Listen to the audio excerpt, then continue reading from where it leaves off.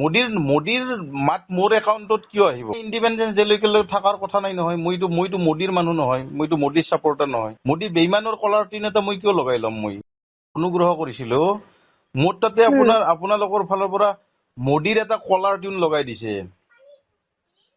হয় স্যাৰ, এইটো গম পাইছো মই।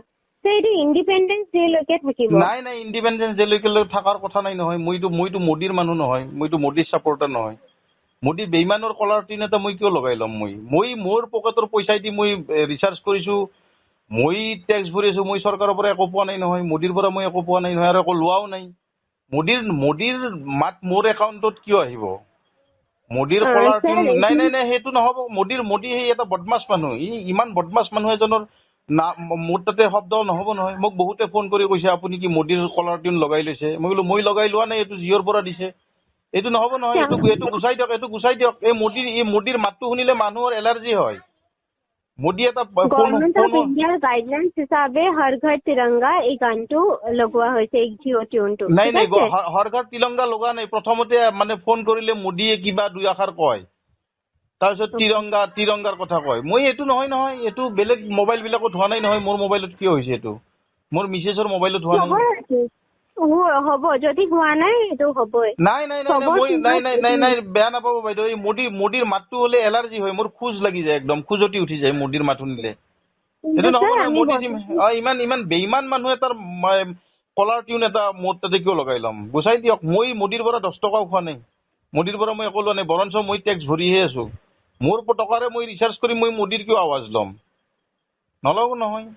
মোদীৰ মাত নোহোৱাকে আপোনালোকে দিয়ক, হৰ ঘৰ তিৰংগাৰ এই গান দিয়ক, মোৰ আপত্তি নাই। কিন্তু মোদীৰ শব্দটো আহিব নোৱাৰে। এইটো বন্ধ কৰি দিয়ক।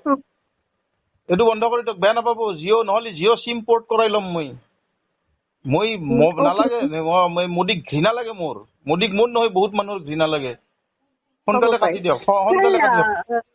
অ'কে, তেওঁ আমাৰ কনচাৰ্ণ নহয়। মানে আমাৰ হেৰিটো হ'ল হৰ ঘৰ তিৰংগা, এইটো গভৰ্ণমেণ্ট অফ ইণ্ডিয়াৰ গাইডলাইনছ হিচাপে আপুনি দিয়ক, আপুনি ঘৰ ঘৰ তিৰংগাটো দিয়ক, মোৰ আপত্তি নাই। কিন্তু মোদীৰ মাতটো কিয় আহিব মোৰ মোবাইলত? অ'কে, এইটো গোটেই জিঅ' টিউনটো এনেকুৱা জিঅ' কোম্পানীটো মোদীৰ কোম্পানী নেকি? মোৰ 239 টকাৰে মই ৰিচাৰ্জ কৰিছিলো আগতে যোৱা মাহত।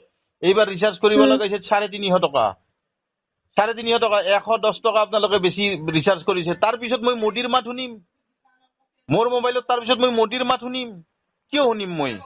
মোদী মোক ভৰাই দিছে নেকি পইচা? এইটো আপুনি বেয়া নাপাব। আপোনাক মই কোৱা নাই দিয়ক, আপোনালোকৰ কোম্পানীক কৈছো। আপুনি ব্যক্তিগতভাৱে নল'ব। আপোনাৰ লগত মোৰ এইটো কোম্পানীৰো ভুল নহয়, এইটো গভৰ্ণমেণ্টৰ কথা আমাৰ শুনিবই লাগে ন।